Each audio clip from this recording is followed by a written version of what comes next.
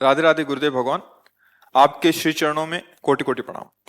महाराज जी, आप जी का अतिशय धन्यवाद कि आप YouTube के माध्यम से हमारे घर और हृदय में विराजमान हैं, जिसका आनंद प्रतिदिन महसूस होता है। गुरुदेव भगवान, कई बार हमारे शरीर के संबंधी परेशान होकर अपने परिवार के सदस्यों के प्रति रोष प्रकट करते हैं। ऐसी स्थिति में हमें क्या करना चाहिए?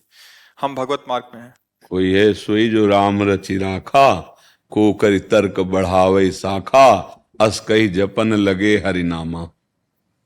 राधा राधा राधा, प्रभु का जो विधान है वो होगा।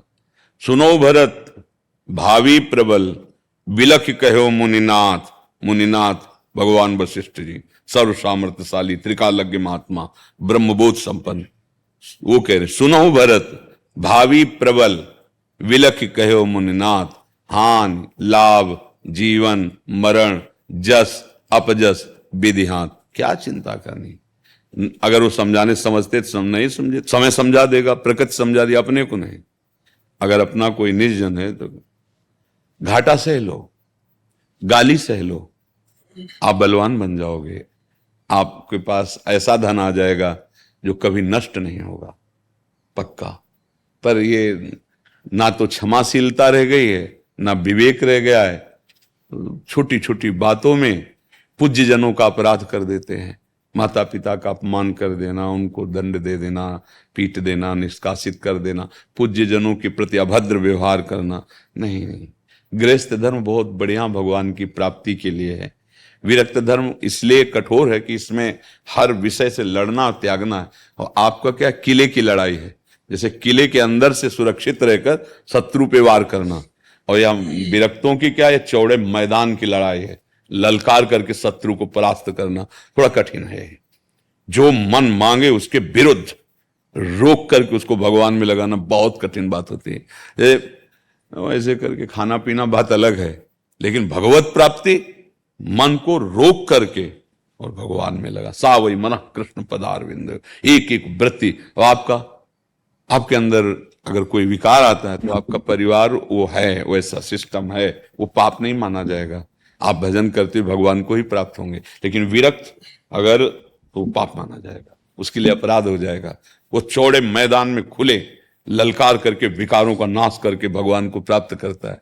इसीलिए हम विरक्तों को प्रणाम करते हैं। देखो आप लोग जिसे प्रणाम करते हैं, आप नमस्कार करते, क्यों करते हैं, क्या बात है? वही शरीर तो ये है, वही अंश भगवान के आप हो। बस प्रणाम इस बात का कि जहां हम फिसल गए वहां आप आगे बढ़ गए, इसलिए प्रणाम आपको। आप भगवान में अपने समस्त सुखों का त्याग करके आंतरिक क्लेश सहते हुए चले। तो हे महात्मा, गृहस्थों का गुरुपद ये चौथा आश्रम त्याग आश्रम है। कहीं भी हो, चौथे आश्रम को ही गुरु बनाया जाता है कि जो विरक्त भाव से भगवत अनुरागी। वो इसीलिए सब संतों को प्रणाम करते हैं। खास बात है कि जहां लगना चाहिए वहां हम लग नहीं पाए, जहां से हटना चाहिए वहां हट नहीं पाए, जहां से हटना चाहिए वहां लग गए, और जहां से लगना चाहिए वहां से हट गए, और आपने सही किया। तो इसलिए आपको देखो सब संतों को, नहीं क्या बात है, यहां कुछ मिलता तो है नहीं, प्रगट में वचन मिलते हैं। और वो वचन अगर मान लो तो जो कहीं शांति नहीं मिलेगी आपको, वो आपके हृदय में मिल जाएगी। आपको कहीं ढूंढना नहीं पड़ेगा। जो आशीर्वाद आप मांगते घूमते हैं वो आपके अंदर स्फुरित हो जाएगा। केवल मान लो, बात मान लो।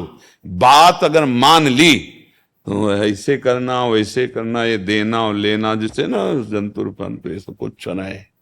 तुम जाओ शेरवत सिंहवत, उत्साह संपन्न। ऐसा उत्साह आएगा, रौंदते चले जाओगे हर दुखों को, हर विघ्नों को, कोई तुम्हें परास्त नहीं कर पाएगा। सत्संग का मतलब क्या होता है? असत का त्याग करने का उत्साह और भगवत प्राप्ति की लगन। और ऐसी लगन, ऐसी अगन सब भस्म कर दे और निकल जाए। ये आग की ज्वाला पे चलना है। संसार उपहास करता है, मन जलाता है, ये क्योंकि वो भोगी मन रहा है, वो तो चाहता है भोग, अब उसको दोगे नहीं तो जलाएगा, हर समय विक्षिप्त करेगा। आप उसको अगर रोक करके आप शांत हैं तो इनाम लीजिए, परम पद, भगवान का परम पद। तो इसलिए अपने को अगर कटुवचन कहते हैं तो सह जाए। सहना बलवान का लक्षण है, क्रोध कर लेना ये निर्बल का लक्षण है। बलवान सहता है, निर्बल गाली बकता है। तो ये भगवान का आश्रय लियो, महाबलवान भगवान है, सह जाओ, चुप शांत हो जाओ। शांत होने में भगवान की कृपा मिलेगी। गाली देने में अपराध बन जाएगा, लड़ाई करने में अपराध बन जाएगा।